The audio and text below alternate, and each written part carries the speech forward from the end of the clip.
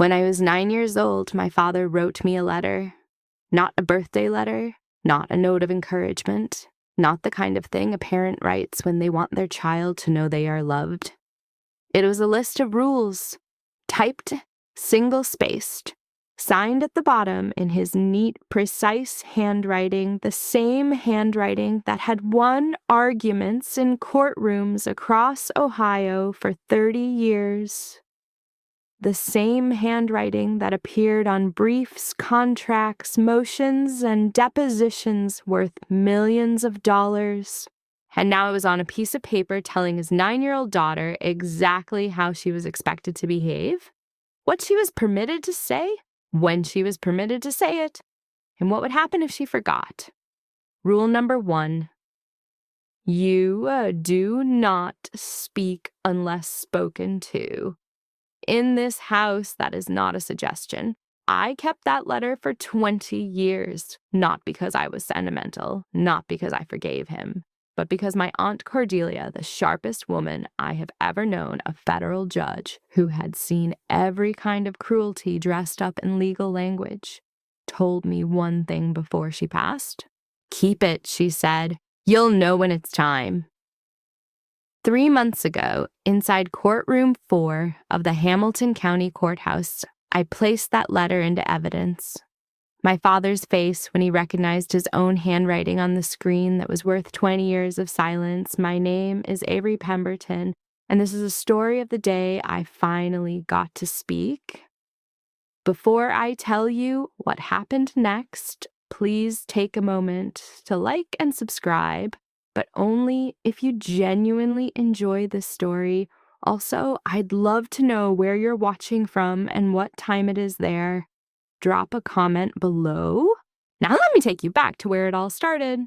The house on Grandin Road in Hyde Park was the kind of house that made people slow down when they drove past. 3 stories, red brick, white trim, a stone path lined with boxwood hedges that Marin Pemberton trimmed herself every Saturday morning because she said the yard service never got the angles right. There was a brass knocker on the front door shaped like a scale of justice, my father's idea. A joke, he said. But Royce Pemberton did not make jokes. Everything he did had a purpose. Even the door knocker was a message. This is a house built on law, and law in this house belongs to me. From the outside, we looked like a family that had everything figured out. Royce was a name people recognized in Cincinnati legal circles. Pemberton and Associates had offices on Montgomery Road, 7 attorneys on staff a waiting list for new clients. My mother, Marin, volunteered at the Cincinnati Art Museum every Tuesday, hosted dinner parties with cloth napkins and 3 courses, and smiled at every school function with the kind of smile that said everything is fine and always has been. My brother Calder was 16 when I was 9. Tall, sandy-haired, already wearing the expression of a man who expected rooms to rearrange themselves for him. He was being groomed. Everyone could see it. Calder would go to law school. Calder would join the firm. Calder would carry the Pemberton name forward like a torch that had been specifically shaped to fit his hand. I was the second child, the daughter, the one who had not been planned for a role. I understood this the way children understand most hard things, not through a single conversation, but through accumulation. 100 small moments that added up to one large, undeniable truth. You're not what this family's building toward. You are simply here. The dinner table was where it was clearest. Royce sat at the head, always. Marin sat to his left. Calder sat to his right. I sat at the far end nearest the kitchen door, which meant I was also nearest the path to invisibility if the conversation turned in a direction that required me to disappear. The rules at the table were never written down, except for the one that eventually was. You do not speak unless spoken to. You do not interrupt. You do not offer opinions on topics that have not been directed at you. You do not correct. You do not question. You listen, you observe, and when the meal is over, you clear your plate. Royce never raised his voice to enforce these rules. He did not need to. His enforcement was colder than that. A look, a pause in the conversation, the deliberate shifting of his attention away from you as if your words had simply not registered as worth acknowledging. I learned what that look meant before I learned long division. The first time I remember it clearly, I was 7 years old. We were at dinner on a Thursday. Royce was telling Calder about a case he had won that week, something to do with a property dispute in Anderson Township. I did not understand the details, but I understood the energy in the room. Royce was pleased. Calder was leaning forward, nodding, asking questions. The two of them were locked in a world that had exactly enough room for two. I had been reading about the solar system in school that week. I was fascinated by the fact that Saturn had rings made of ice. I wanted to share it. The table felt warm that night, and I thought wrongly that warmth was an invitation. "Dad," I said, "did you know Saturn has rings that are made of—" He did not look at me. He continued his sentence to Calder without a pause, not even a flicker in my direction, as if the sound I had made was no different from the refrigerator humming in the kitchen. Calder glanced at me, then looked away. Marin reached over and touched my hand once. A small touch, the kind that meant stop, not the kind that meant I see you. I stopped. I ate the rest of my dinner without saying another word. That was the first time. It was not the last, but it was the one I remembered most clearly because it was the one that taught me the fundamental lesson my father had been trying to instill since the day I was born. Your voice is background noise. Adjust accordingly. I adjusted. By the time I was 9, I had developed a system. I observed everything.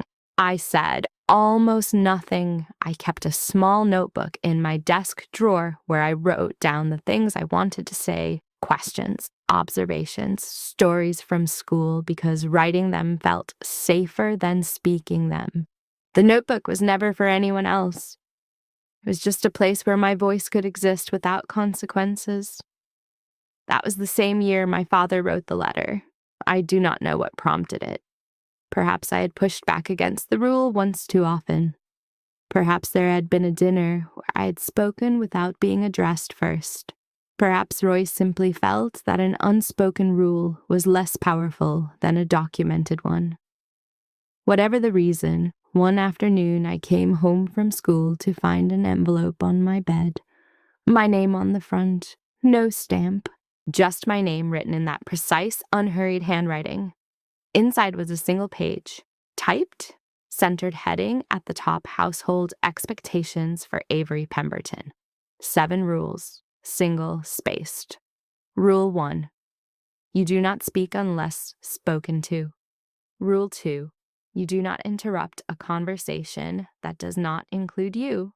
Rule 3, you do not offer corrections or opinions unless specifically asked. Rule 4, you do not discuss family matters outside the home.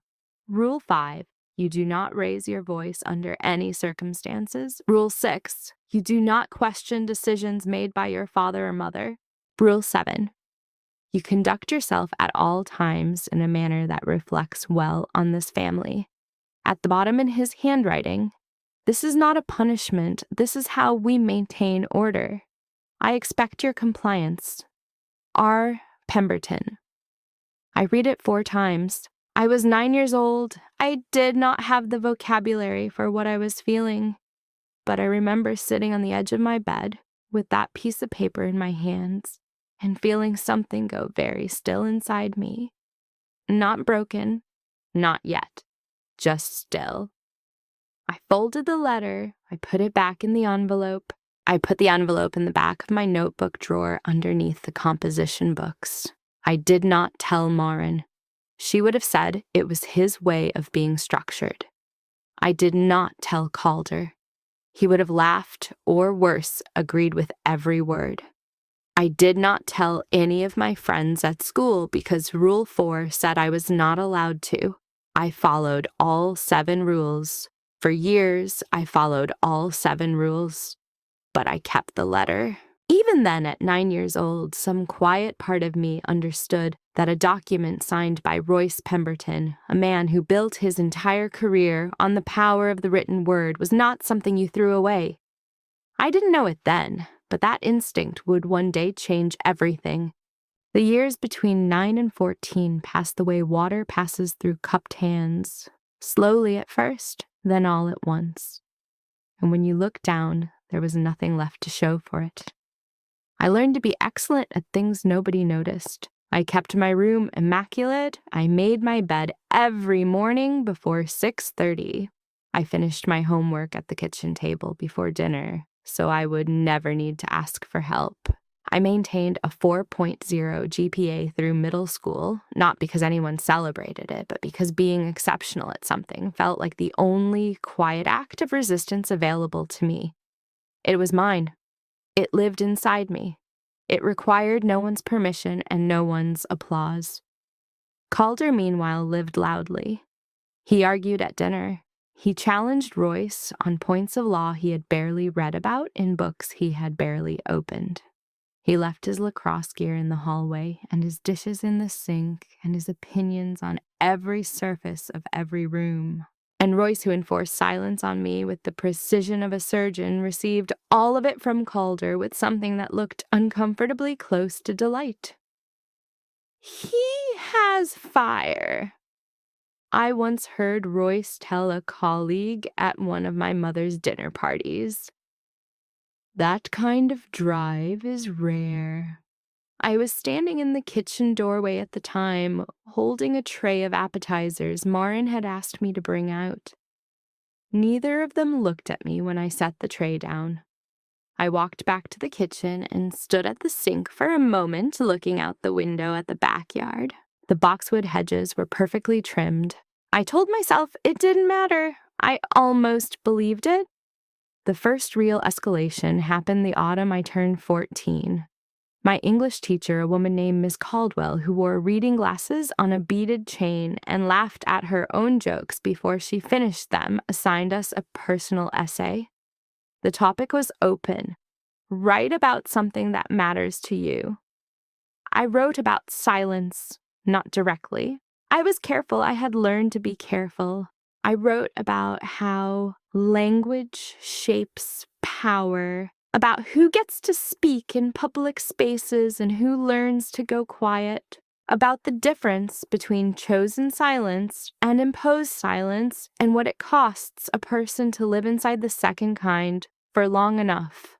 Miss Caldwell gave me the highest grade in the class. She wrote at the bottom in red pen, "This is extraordinary. Have you considered submitting this to the state student writing competition?"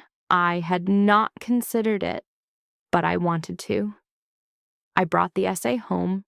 I set it on the kitchen table where Royce was reviewing documents after dinner. He picked it up. He read it. He set it back down. "It's competent," he said. He turned back to his documents. That was all. Not a question about what I wanted to do with it. Not an acknowledgement of the grade at the top. Not even eye contact. Competent. The word sat inside me like a stone. The following week, I told Miss Caldwell I would submit the essay to the competition. She helped me prepare the entry. I did not tell my parents. 2 months later, the results came back. I had placed second in the state of Ohio out of over 4,000 entries. A certificate arrived in the mail. I intercepted it before anyone else saw it. I put it in the drawer with the letter. That same week, Calder failed his junior year history exam. Royce hired a private tutor, a graduate student from the University of Cincinnati, who came to the house 3 times a week and sat with Calder at the dining room table for 2 hours each session. Royce paid him $800 a month. He never asked how my essay competition went. Marin did once, quietly in the kitchen while I was helping her unload the dishwasher. "How did that writing thing turn out?" she asked, not quite looking at me stacking plates into the cabinet. "Second in the state," I said. She paused. A short pause, almost nothing. "That's nice, honey," she said, and then she handed me a stack of bowls to put away. That was the full extent of the celebration. I put the bowls away. I folded the dish towel. I went upstairs. I told myself it didn't matter. By then, I had stopped almost believing it. The second escalation came the year I was 15. Our school held an annual debate competition. Teams of 2, elimination rounds over 6 weeks. The topic that year was whether mandatory minimum sentencing served the interest of justice. I knew the topic. I had been listening to Royce discuss cases involving sentencing guidelines at dinner for years. I had absorbed more about the American legal system by age 15 than most people learn in a semester of pre-law coursework. I signed up without telling anyone at Holmes. I made it to the final round.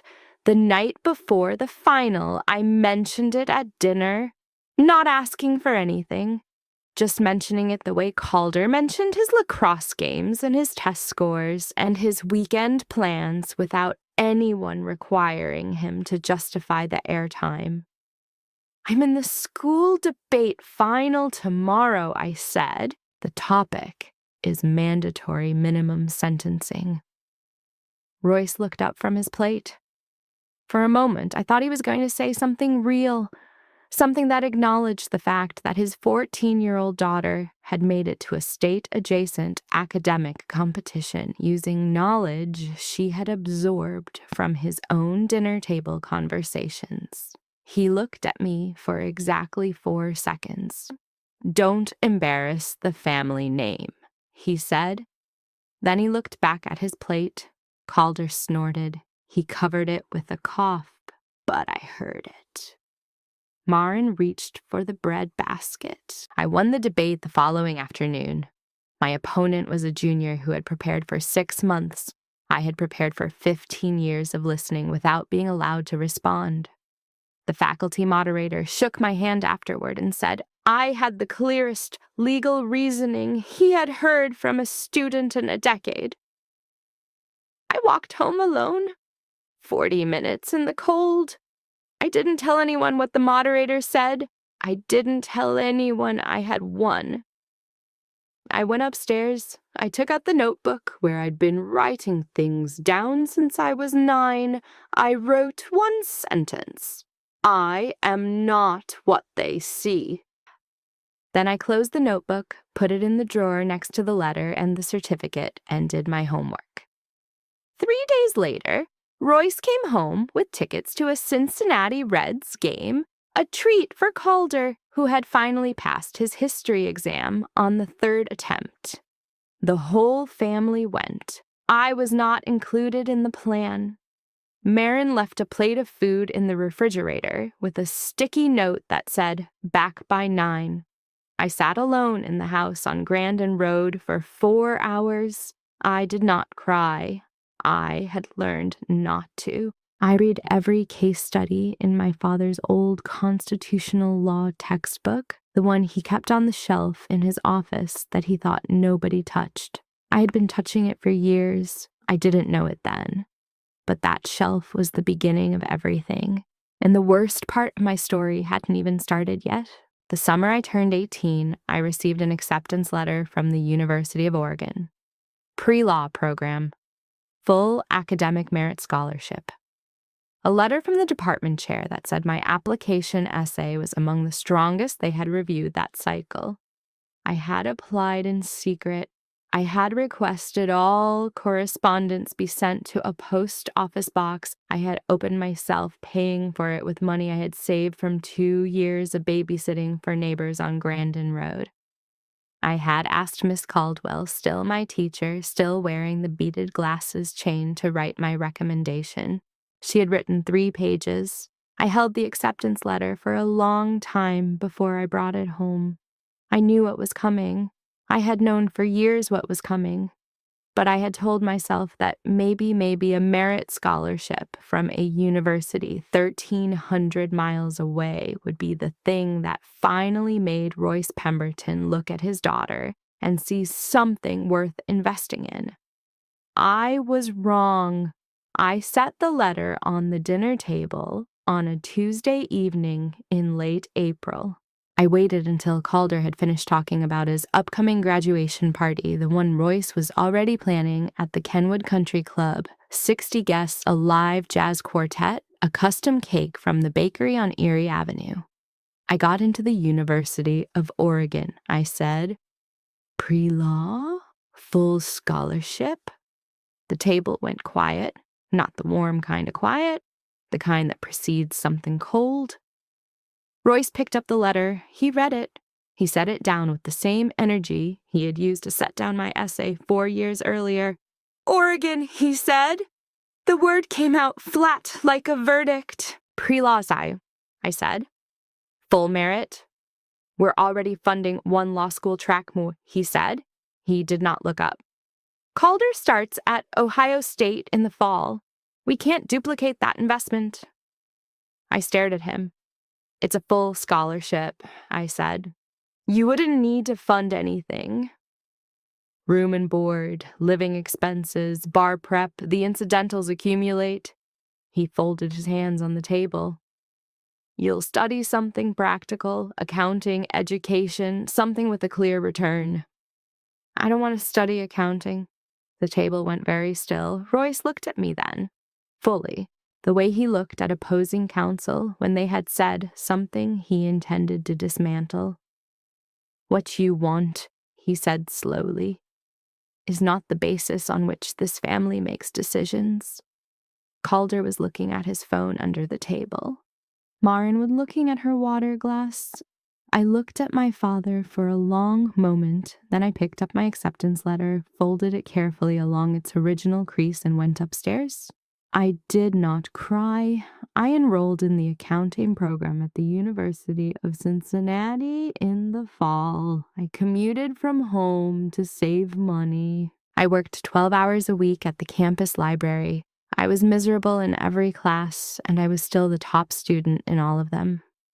That was the year Aunt Cordelia came to visit. Cordelia Kessler was my mother's younger sister. She was 61 years old, recently retired from a 22-year career as a federal judge in the 6th Circuit Court of Appeals in Memphis, Tennessee. She was 5 feet 4 inches tall, wore her silver hair in a short, precise cut, and had a handshake that made first-year law clerks visibly recalibrate their assumptions. She visited Cincinnati twice a year. Every visit, she and Royce maintained the practiced civility of two people who had long ago decided the other was not worth the energy of open conflict. They were polite at meals. They did not discuss law. This was a mutual arrangement. But Cordelia watched everything. She had always watched me. Even when I was small, she had a way of directing a question specifically at me during family dinners, asking about a book I was reading, a subject I was studying, in a way that circumvented Royce's atmospheric pressure without ever directly challenging it. She created small windows. I learned to speak through them quickly before they closed. That October, she arrived for her fall visit 2 days after I had failed my first accounting exam. Not failed badly. I had scored a 78, but for me, a 78 meant I had spent 2 weeks studying something I could not make myself care about, and the apathy was showing in the numbers. On her second evening, she knocked on my bedroom door after dinner. She sat in the chair by my desk. She looked at the accounting textbooks stacked on my shelf. She looked at the composition notebooks beside them. She looked at me. How long has this been going on? She asked. She did not specify. She did not need to. A long time, I said. She nodded slowly. She was quiet for a moment in the way that former judges are quiet, not because they have nothing to say, but because they are deciding exactly which words will carry the most weight. "Your father," she said finally, "is a brilliant attorney. I want you to understand that I mean that without any softness attached to it. He is brilliant. He is also one of the most effective controllers of other people's behavior that I have encountered in 30 years on the bench. And I sat across from some genuinely dangerous people." I did not say anything. "What he has done to you in this house," she continued, "has a name. It does not have a bruise you can photograph. It does not leave a mark a doctor can document. But in every court I have ever sat in, the most durable damage is the kind that can't be seen." My throat tightened. "You should be in law school," she said. "Not accounting, not education, law school." And not because of him, despite him. "He won't?" "I'm not asking him." She met my eyes. "I'm asking you. When you're ready, when you decide you are done being quiet, you call me. I will handle the rest." She stood up. She smoothed her slacks. She picked up one of my composition notebooks from the desk and turned it over in her hands, not opening it, just holding it for a moment. "You've been writing things down," she said. It was not a question. "Since I was 9, I said." Something shifted in her expression, something I could not fully read, part recognition, part grief, part something harder. "Good," she said. She set the notebook back down precisely where she had found it. "Keep everything, every document, every letter, every record. You are the daughter of a man who built his entire life on paperwork. Learn to do the same." She paused at the door. "And Avery," she looked back at me one last time, "the next time he tells you that you don't have a voice in this family, remember that he said it. Remember the exact words, because one day someone is going to ask you to repeat them, and the room you're standing in when that happens will be very different from this one." She left the next morning. I did not call her that week. I was not ready. But I took out the envelope from my desk drawer, the one with the letter inside the one I had been carrying with me since I was 9 years old, and I held it for a long time. Then I put it back. And I waited until I was ready to stop waiting. I graduated with an accounting degree at 22 and immediately took a job I was overqualified for. Legal records clerk, Greystone and Fitch, a mid-sized civil litigation firm on 5th Street in downtown Cincinnati. The salary was $38,000 a year. The office smelled like printer toner and old carpet. My desk was in a room with no windows next to a filing cabinet that had been broken since 2014 and nobody had bothered to fix. I took the job because it was the closest I could legally get to a courtroom without a law degree. I told no one in my family where I worked. Royce assumed I had found something in corporate accounting. Marin did not ask. Calder was in his 2nd year at Ohio State Law by then sending the family group chat photos of himself at networking events with the kind of frequency that suggested he required an audience to feel real. I did not participate in the group chat. At Greystone and Fitch, I filed motions, organized discovery documents, indexed deposition transcripts, and maintained the case management database. I was quiet and thorough, and I made no errors. Within 4 months, the senior paralegal, a woman named Deborah, who had worked there for 19 years and had the institutional memory of the entire firm stored somewhere behind her eyes, started giving me more complex work. She would drop a file on my desk and say, without preamble, "Read the whole thing, tell me what's missing." I always found what was missing. Deborah did not give compliments directly, but after 6 months, she started CCing me on emails she sent to the partners. That was her version of extraordinary. I spent 2 years in that office absorbing everything. I read every brief that came through the system. I read the ones that won, and I read the ones that lost, and I taught myself to understand the difference. I started taking notes again, not in composition notebooks this time, but in a series of legal pads I kept in a locked drawer at my desk. Case strategies, procedural patterns, the specific language attorneys used when they wanted to create ambiguity versus when they wanted to eliminate it. I was 23 when Royce first called me at work. Not to check in, not to ask how I was doing. He called because Pemberton and Associates was hosting its annual client appreciation dinner at the Orchids restaurant at the Palm Court Hotel, and he needed someone to manage the seating arrangements, coordinate with the catering staff, and be present the entire evening to handle anything that went wrong. He had not asked if I was available. He had stated when I would arrive. 6 o'clock, he said. Dress appropriately. Don't speak unless you're spoken to. The old rule, delivered without irony, without awareness. I went because I was not ready yet, because Cordelia had said when you're ready, and I had learned the hard way that readiness was not something you could rush. I spent that evening managing seating charts and coordinating with waitstaff and making sure the right wine was poured at the right table.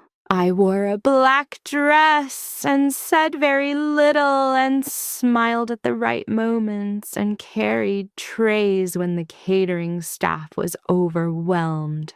I was invisible and efficient and entirely indispensable, which was exactly what my father needed me to be. At one point in the evening, I overheard Roy speaking to a senior partner from a firm in Columbus.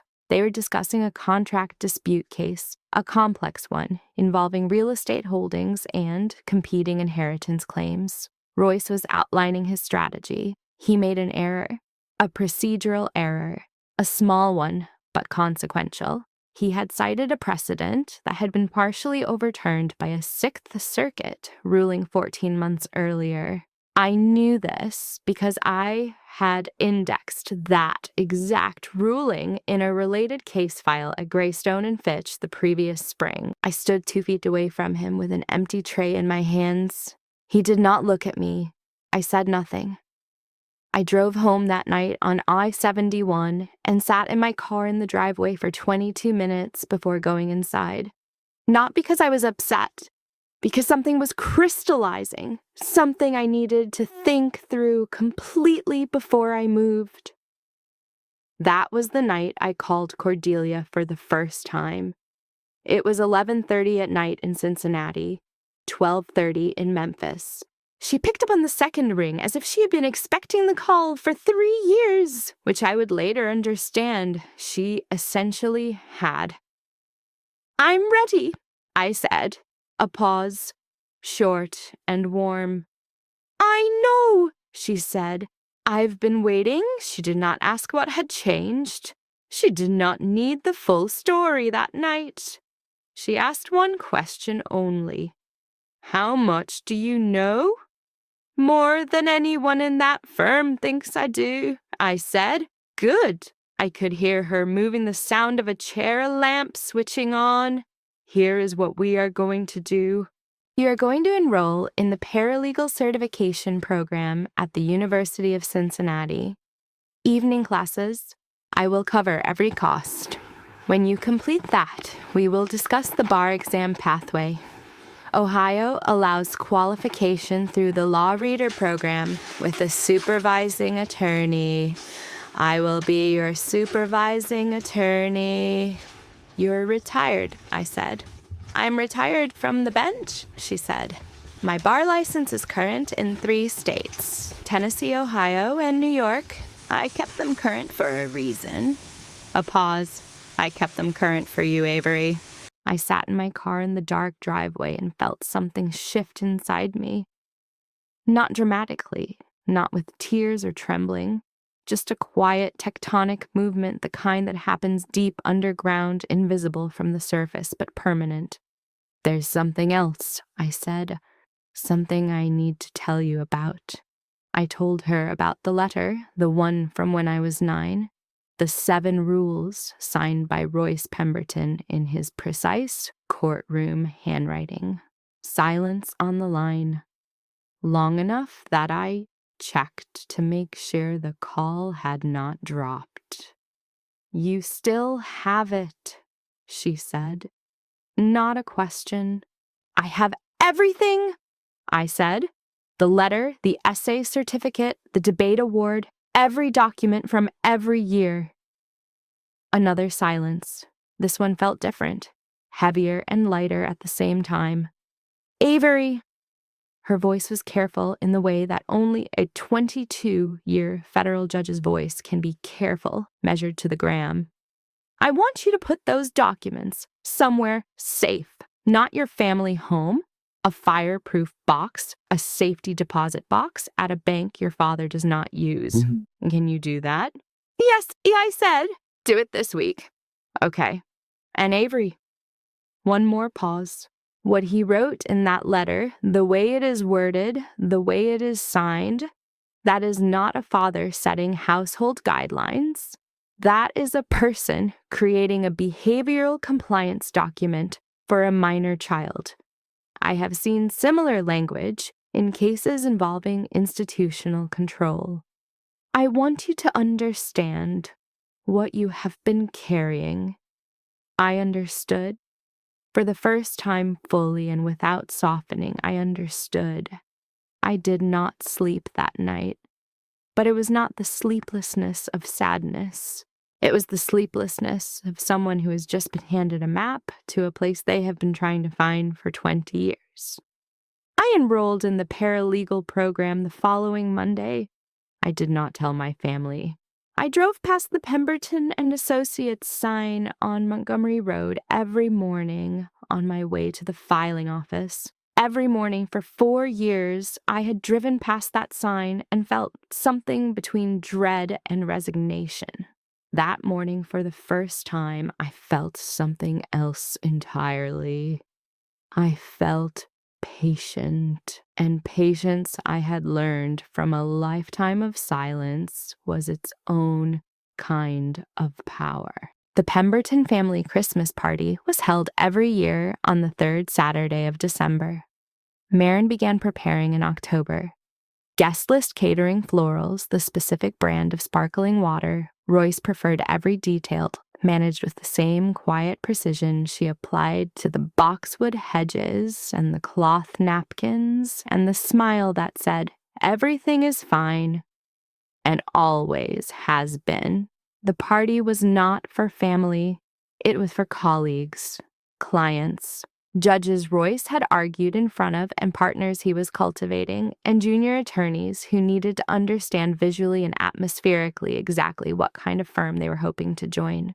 It was a performance, an annual production with a specific purpose, and every year I was part of the stage crew. I was 25 that December.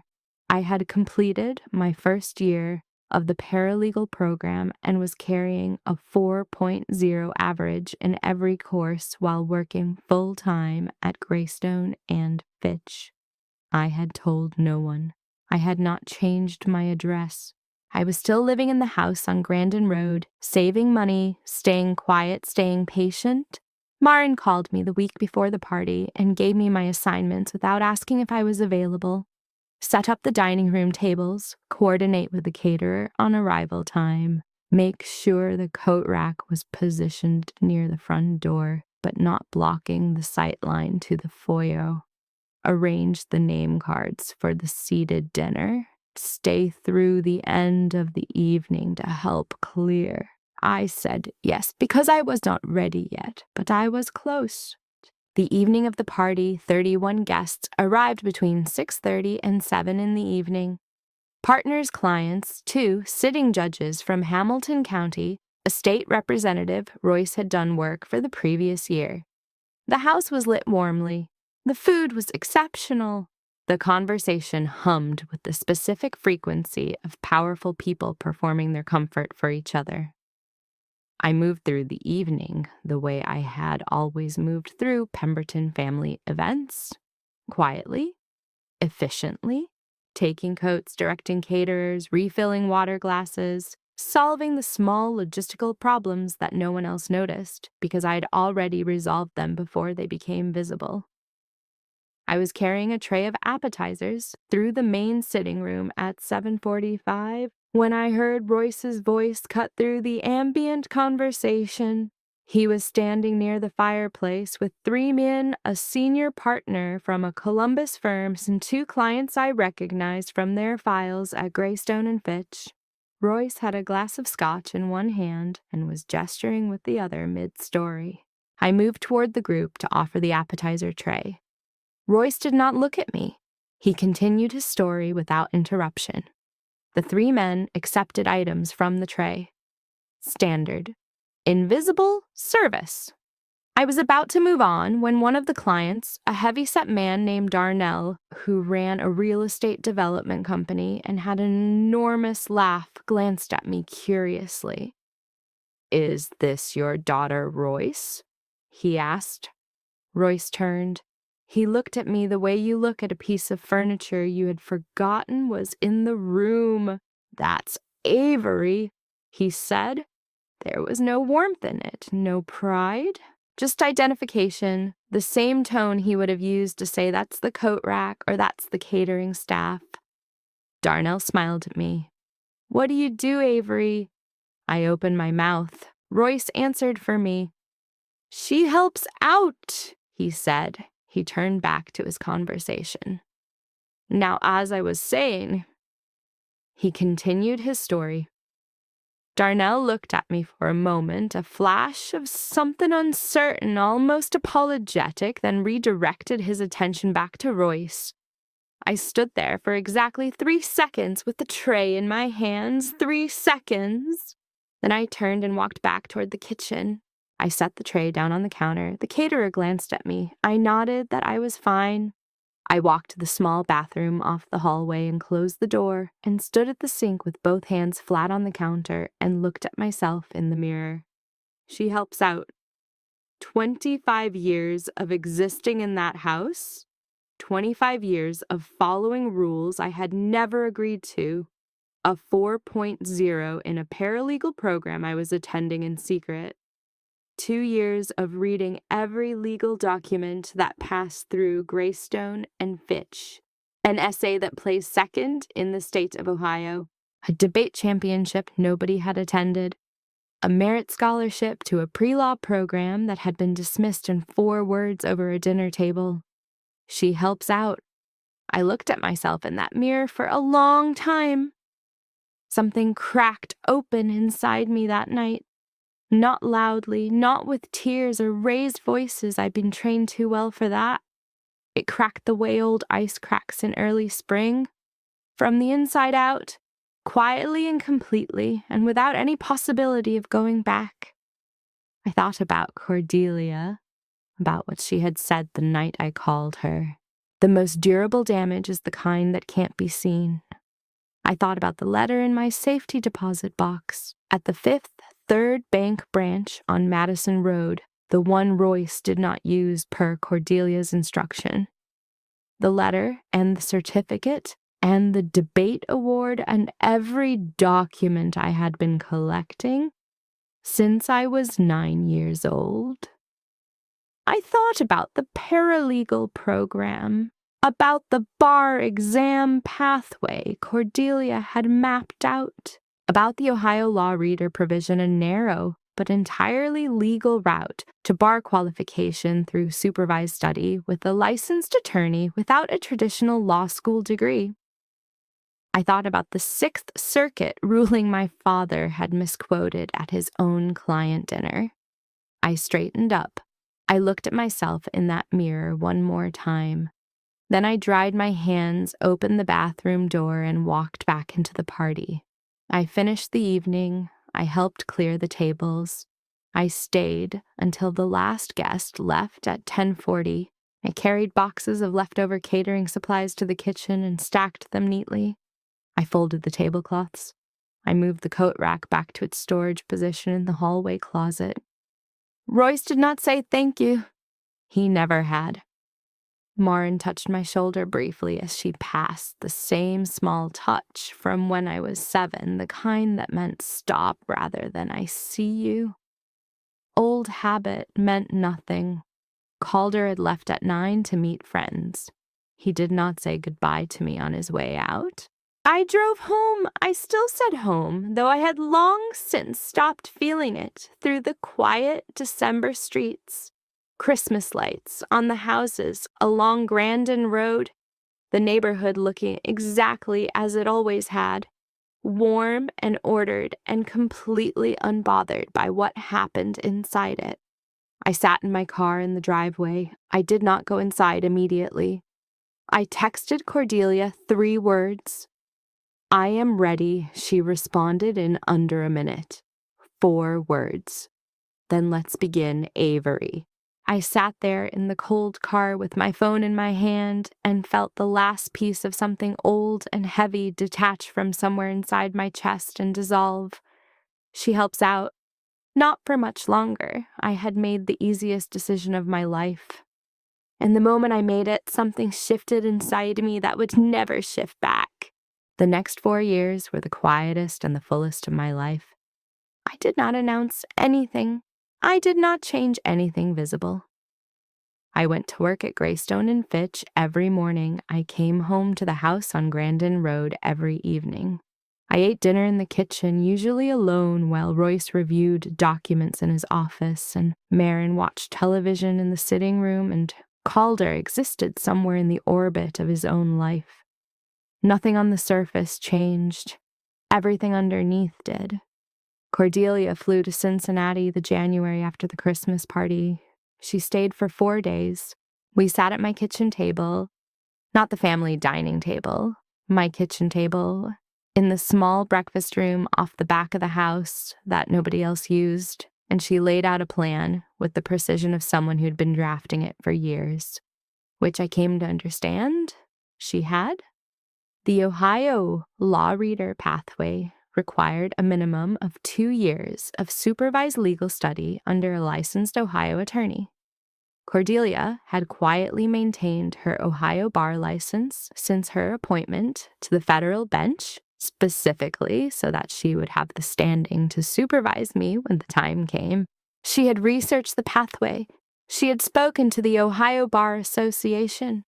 She knew every requirement, every deadline, every procedural step. She had been building the scaffold for me in the background while I was still learning to be patient. I completed the paralegal certification in 18 months, 6 months ahead of schedule. Deborah at Greystone and Fitch did not know what I was doing at night, but she noticed the sharpening. One afternoon, she dropped a motion for summary judgment on my desk and said, "Tell me how you'd argue the other side." I told her, for 11 minutes, without notes. She stared at me for a long moment. "You should not be filing document," she said. "I know," I said. She shook her head and walked back to her office. The following week, she gave me my first research assignment, a real one, the kind that went directly into a brief. She did not tell the partners where the research had come from. I did not ask her to.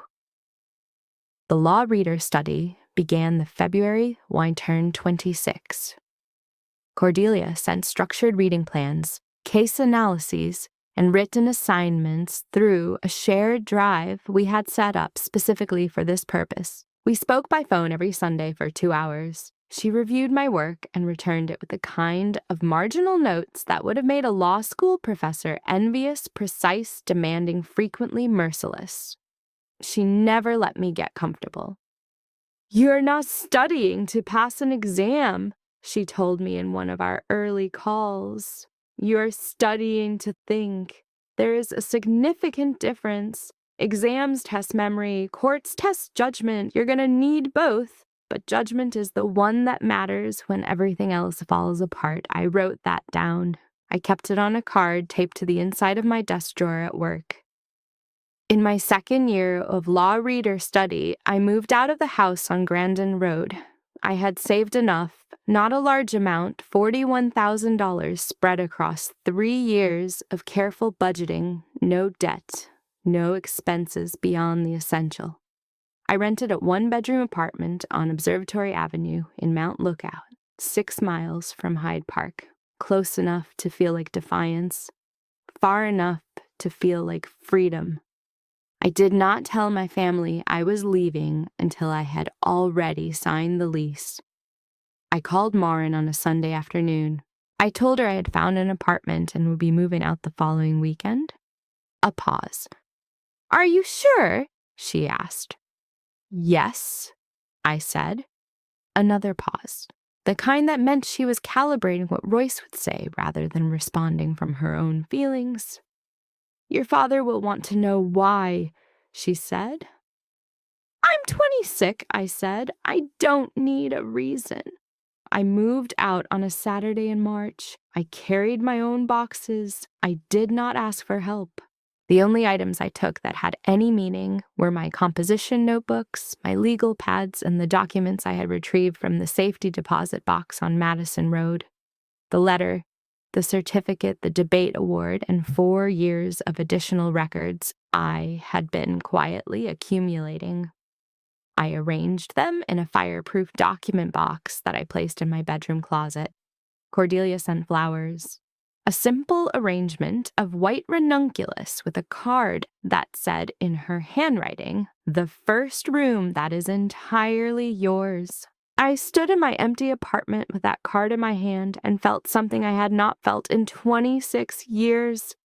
Safe, not comfortable.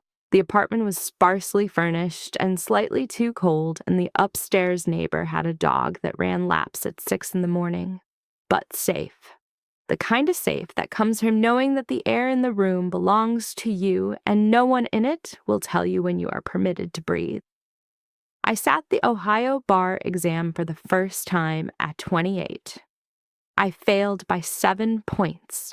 I want to be honest about that because it is part of the story, and I am done leaving parts of myself out of stories.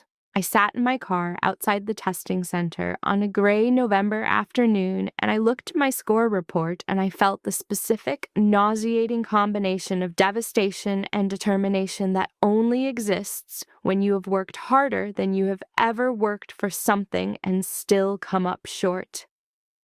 I called Cordelia. 7 points, I said. "I know," she said. She had access to the results. "I'm gonna take it again," I said. "I know that too," she said. "February sitting. We have 10 weeks. Tell me which subjects pulled you down." We were on the phone for 90 minutes that evening.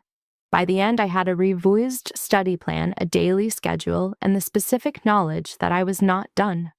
I passed the February, sitting by 23 points. The confirmation email arrived on a Tuesday morning at 7:18. I was sitting at my kitchen table with a cup of coffee and a case brief I was reviewing for work. The subject line read, "Ohio Bar Examination Results Notification." I read it once, twice. I set the coffee down. I sat very still for approximately 45 seconds. Then I picked up my phone and called Cordelia. She answered on the first ring. "Well," she said, "I passed," I said. The sound she made, I had never heard Cordelia Kessler make that sound before.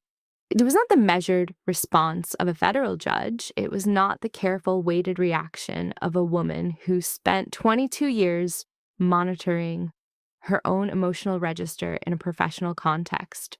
It was pure, uncomplicated joy. "You passed," she said, and then softer, "Of course you did." I put the phone down after we hung up and walked to my bedroom closet. I opened the fireproof document box. I looked at the envelope at the bottom, the one that had lived in various drawers and boxes and safety deposit containers since I was 9 years old. I did not open it. Not yet. I had a feeling I would need it soon, and I wanted it to be ready. 3 weeks later, a certified letter arrived from the law offices of Harmon and Reed. The plaintiff was listed at the top of the first page. Royce Pemberton. The defendant was listed directly below Avery Pemberton. I read the filing twice. Then I set it on my kitchen table, went to my closet, and took out the fireproof document box. I placed the filing on top. I made a fresh pot of coffee, and I got to work.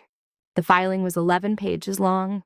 I read every word 3 times before I allowed myself to react to any of it. Royce was claiming that Cordelia Kessler had lacked testamentary capacity at the time she executed the deed, transferring her Cincinnati property to me.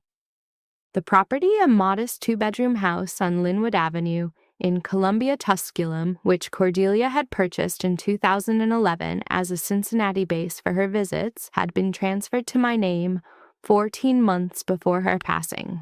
The deed was properly executed, notarized, and recorded with the Hamilton County Recorder's Office.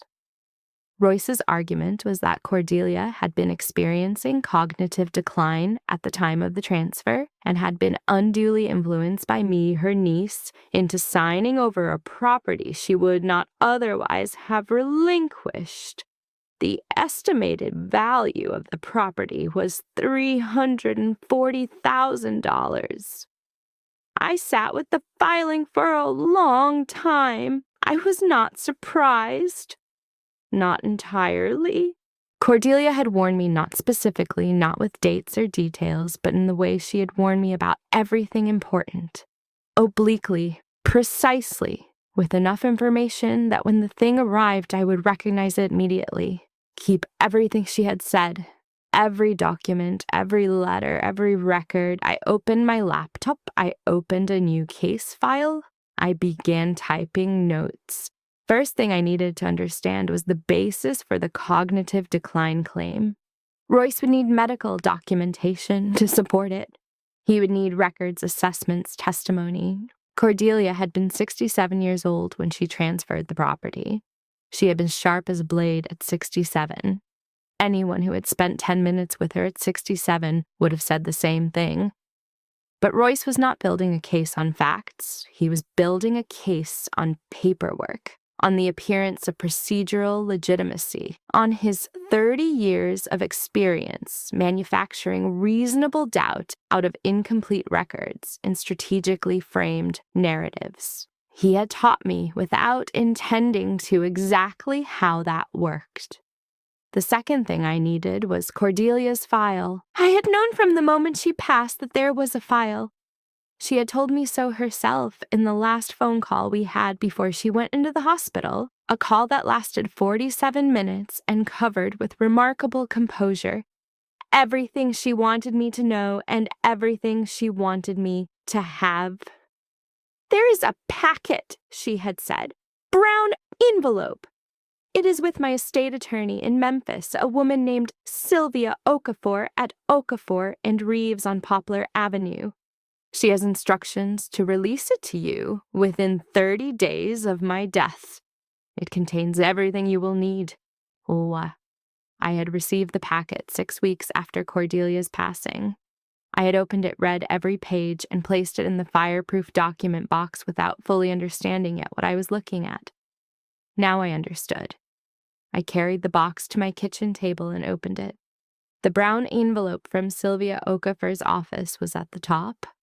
Inside was a collection of documents organized with the deliberate, systematic precision of a woman who had spent 22 years on the federal bench and knew exactly what constituted admissible evidence. The first document was a neuropsychological evaluation dated 16 months before Cordelia's passing, completed at the request of Cordelia herself at a clinic in Memphis by a board-certified neuropsychologist with 30 years of practice. The evaluation was comprehensive, 23 pages. The conclusion stated in the final paragraph with clinical clarity was unambiguous.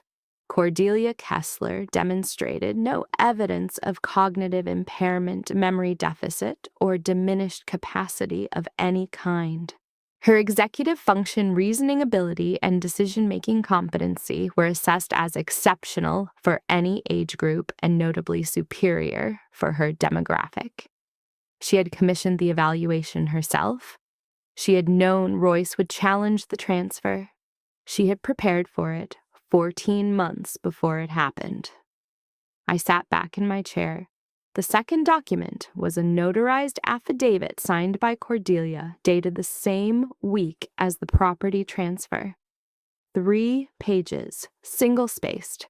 In it, Cordelia stated in precise legal language that she was transferring the Linwood Avenue property to Avery Pemberton of her own free will, without coercion or undue influence of any kind, for reasons of personal affection and her belief that the property would serve Avery's long-term stability and well-being. She further stated that she was fully aware of the property's value, had consulted with her estate attorney prior to the transfer, and considered the decision final and irrevocable. The affidavit was witnessed by 2 people whose signatures appeared at the bottom: Sylvia Okafor, state attorney, and the Honorable Retired Judge Francis Whitfield of the Sixth Circuit Court of Appeals, Cordelia's former colleague and closest professional friend of 30 years.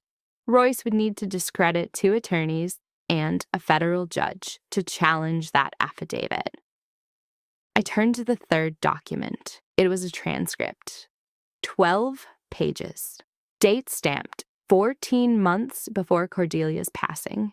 The header identified it as a recorded telephone conversation transcribed by a certified court reporter in Memphis, Tennessee.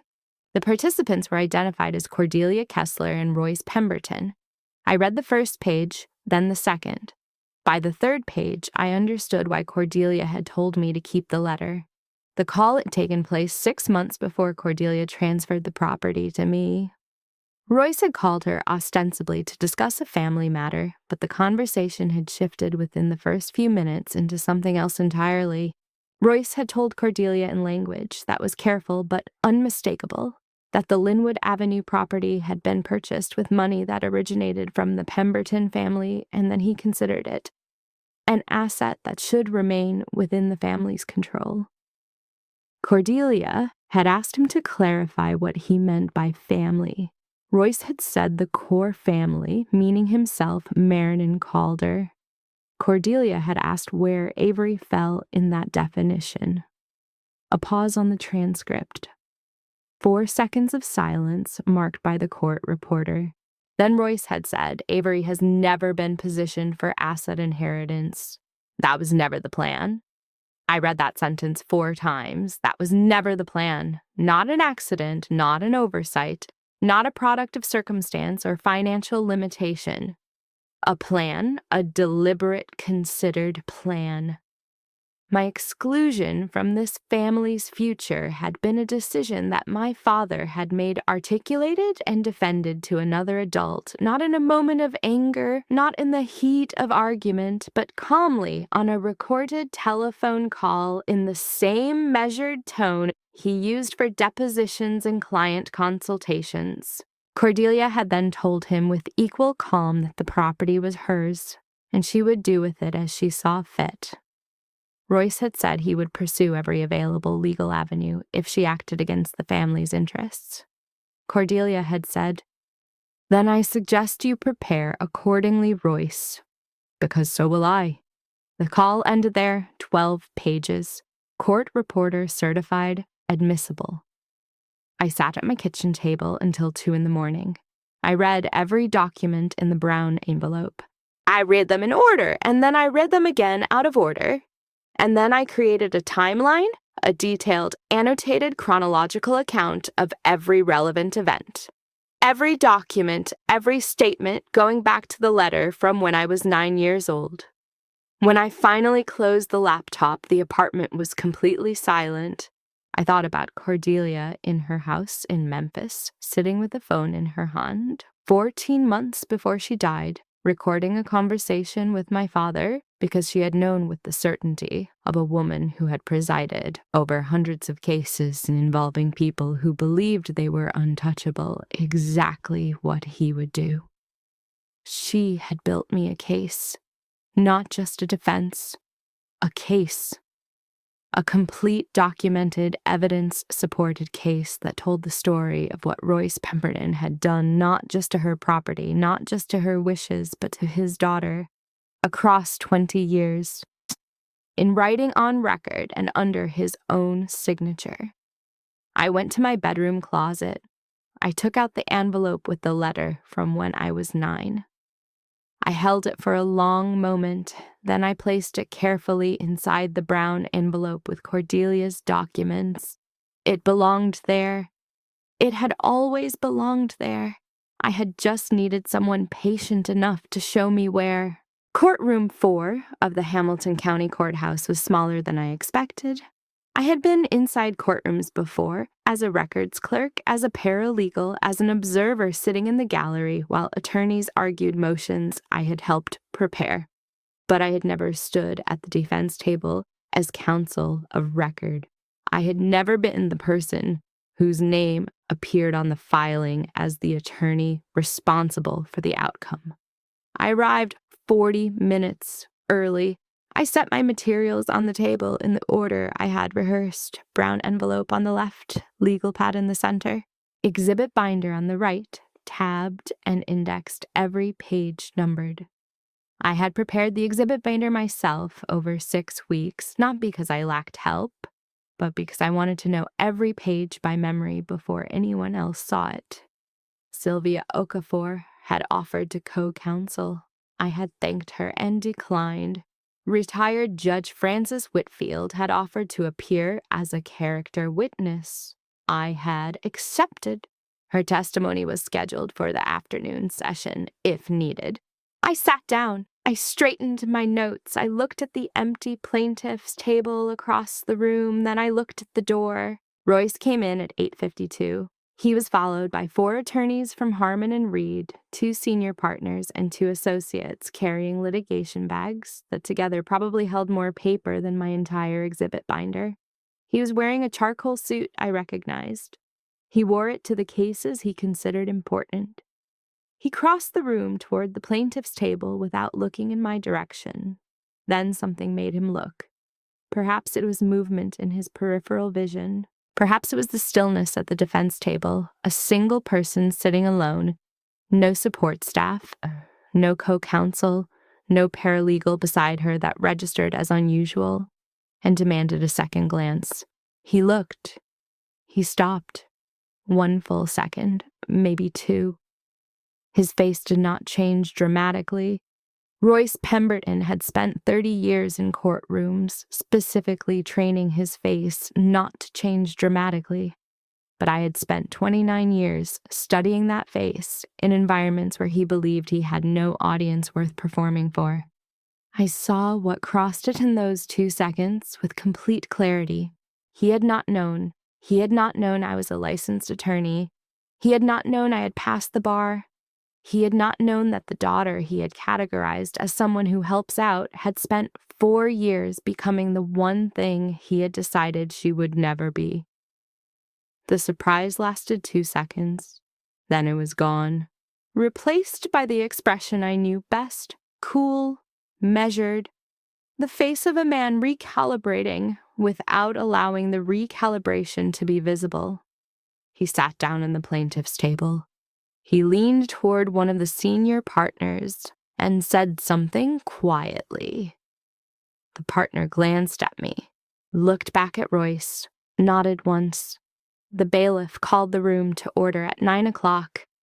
The Honorable Judge Sandra Obie took the bench. She was 54 years old, had been on the Hamilton County bench for 11 years, and had a reputation for exceptional patience with attorneys and exceptional impatience with procedural gamesmanship. Cordelia had known her professionally. She had mentioned her name once in passing, with an expression of quiet approval. I had not chosen this courtroom. The assignment had been random, but I thought of Cordelia when Judge Obie walked in. Some things I was learning were not entirely random. Opening statements proceeded without incident. Royce's lead counsel, a senior partner named Hargrove, polished and deliberate, presented the plaintiff's case with the practiced confidence of someone who had done this many times and expected to do it again. Cognitive decline, undue influence, a vulnerable elderly woman and a niece who had positioned herself advantageously during the final years of that woman's life. Every word was professionally delivered. Every word was a construction. I had learned from Cordelia that the most effective response to a well-built construction was not to argue against it emotionally. It was to introduce a more complete set of facts. When Judge Obie said, "Counsel for the defense," I stood up. I did not use notes for my opening statement. I had written it out 31 times over 6 weeks until it lived in my body rather than on a page. I told the court that the plaintiff's case rested on 2 claims: diminished capacity and undue influence, and that the defense would demonstrate through documentation prepared by the deceased herself that both claims were not only unsupported by evidence but had been anticipated and specifically addressed by Cordelia Kessler prior to her passing. I told the court that Cordelia had commissioned a neuropsychological evaluation 14 months before her death, that the evaluation had been conducted by a board-certified specialist, that the results had been notarized, stored with her estate attorney, and were now entered as Exhibit A. I told the court that Cordelia had recorded a telephone conversation with the plaintiff 6 months before the property transfer. I heard something shift at the plaintiff's table when I said that not a sound, an absence of sound, the particular quality of silence that occurs when several people simultaneously stop breathing for a fraction of a second. I continued without looking at them. I told the court that the recording had been transcribed by a certified court reporter, that the transcript was entered as Exhibit C, and that it contained a statement by the plaintiff in his own words, unprompted on the record, that the defendant had never been, quote, positioned for asset inheritance, and that her exclusion from the family's estate planning was not circumstantial but intentional. Judge Obie's expression did not change, but she wrote something on her notepad. I sat down. The morning session proceeded through document authentication. Each exhibit was entered into evidence without successful objection. Hargrove attempted to challenge the neuropsychological evaluation on the grounds of selection bias that Cordelia had chosen her own evaluator. Judge Obie noted that this was standard practice in capacity assessments and overruled the objection. He attempted to challenge the admissibility of the telephone transcript on the grounds that Royce had not consented to the recording. I stood up. Ohio is a one-party consent state. I said Cordelia Kessler was a participant in the conversation and consented to the recording. The transcript is admissible under Ohio Revised Code Section 2933.52. Judge Obie looked at Hargrove. Hargrove sat down. The afternoon session was when I introduced the letter. I had saved it deliberately. Not for dramatic effect, though I understood that the effect would be significant. I had saved it because it was the document that completed the picture. Everything else demonstrated what Royce had done to Cordelia's wishes. The letter demonstrated what he had done to me and why. I requested permission to read a portion of Exhibit F into the record. Judge Obie granted it. I picked up the letter, the original. I had held it so many times over 20 years that the paper had softened at the folds. I knew every word without looking. But I looked, because I wanted a record to reflect that I was reading from the document itself. Household expectations for Avery Pemberton. I read Rule number 1. You do not speak unless spoken to. In this house, that is not a suggestion. The room was completely silent. This document, I said, was written by the plaintiff. It was delivered to me when I was 9 years old. It is signed at the bottom in the plaintiff's handwriting with the notation, This is not a punishment. This is how we maintain order. I set the letter down. The plaintiff did not bring this action because he believed Cordelia Kessler lacked capacity, I said.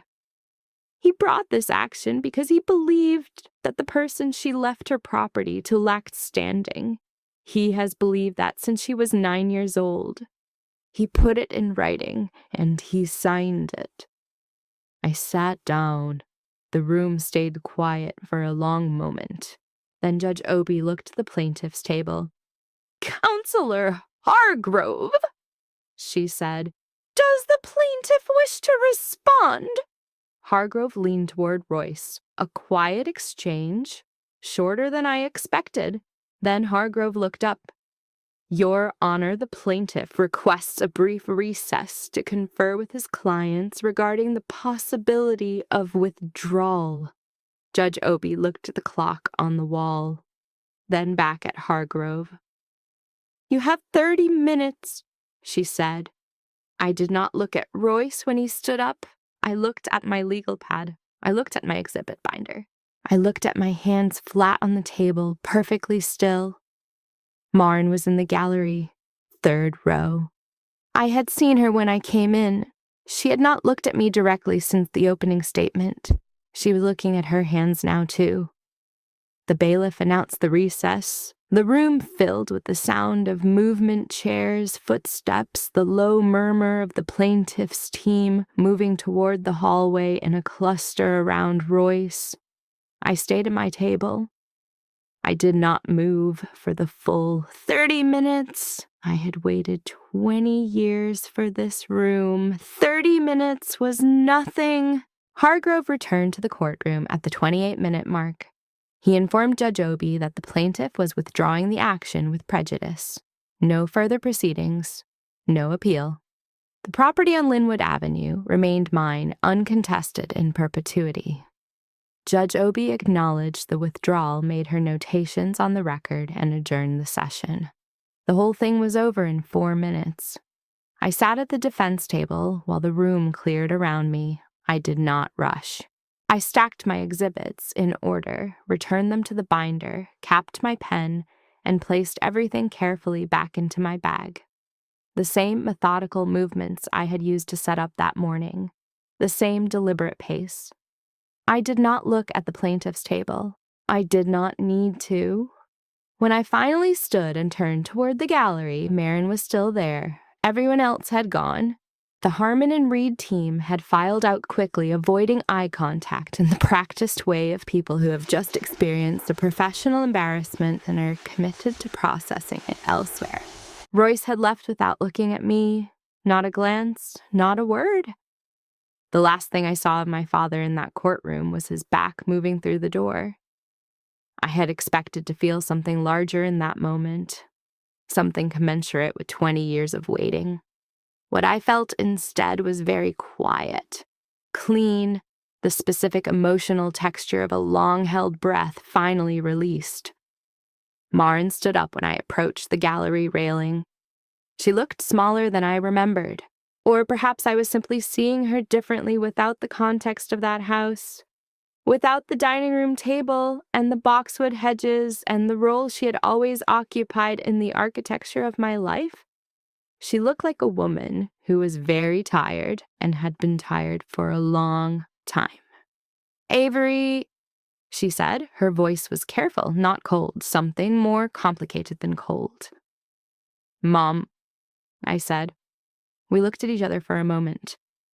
"I didn't know," she said. "About the letter, I didn't know he had written that." I considered this for a moment. I believed her. Not entirely. Marin had always known more than she acknowledged, had always chosen the path of managed unawareness over the harder path of confrontation. But I believed that she had not known about the letter specifically. It was the kind of thing Royce would have done without consulting her. Documentation was his domain. Control was his language. He didn't require her participation to exercise it. "I know," I said. "I'm sorry," she said. I know it's not enough." She was right. It wasn't enough. An apology delivered in an empty courtroom 20 years after the fact, offered quietly by a woman who had watched every year of it happen and reached over to touch my hand in a way that meant stop rather than I see you. It was not enough, but it was something. And I had learned in the long years of building my own life out of the materials available to me that something was worth acknowledging even when it fell short of everything. "It's a start," I said. She nodded. She pressed her lips together. She looked like she wanted to say more and couldn't find the architecture for it. I did not help her find it. That was not my work to do. I picked up my bag. I told her I would call her. I walked out of courtroom 4 and down the corridor of the Hamilton County Courthouse and through the front doors into the October air. Cincinnati in October is the color of amber and rust and the particular gray of a sky that cannot decide between clouds and clearing. I stood on the courthouse steps for a moment and looked at the street below. The ordinary mid-morning traffic of a Wednesday. People moving in and out of the building behind me carrying their own cases and documents and versions of justice. I called Sylvia Okafor first. She had been waiting. "It's done," I said. "Withdrawn with prejudice." With prejudice. A pause, then warmly. Cordelia would have loved every second of that. I laughed. A real one. It surprised me slightly, the ease of it, the lack of effort required. She would have critiqued my opening statement. I said. "She absolutely would have," Sylvia said. "And then she would have told you it was the best she'd ever seen." We spoke for a few more minutes. Sylvia had known Cordelia for 23 years. She had known about the plan, the documents, the transcript, the neuropsychological evaluation from the beginning. She had been the one to prepare the affidavit and coordinate with Judge Whitfield. She had kept every piece of it safe and sequenced and ready for exactly this moment. When I thanked her, she said what Cordelia would have said. "You did the work," she said. "The rest was just waiting." I went home to the apartment on Observatory Avenue. I made coffee.